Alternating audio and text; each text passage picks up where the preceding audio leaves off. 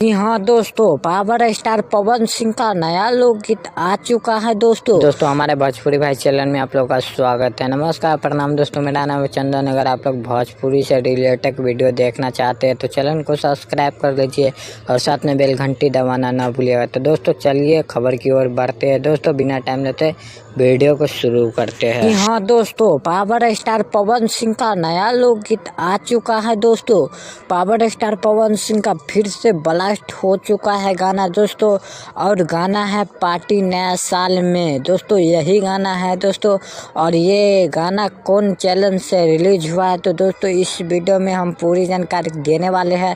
तो दोस्तों वीडियो को पूरे अंत तक देखिएगा। तो दोस्तों तो बात करें कि ये गाना किस चैनल से छूटा है तो दोस्तों चैनल है पवन सिंह ऑफिशियल। यही चैनल पे गाना ये छूटा है दोस्तों।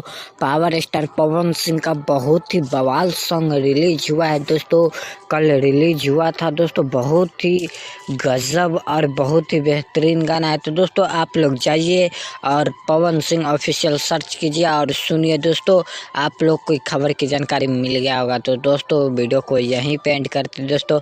भोजपुरी भाई चैनल पे ऐसा खबर लेके आता रहता हूँ। फिर मिलता है नेक्स्ट वीडियो में, तब तक के लिए बाय बाय, नमस्कार।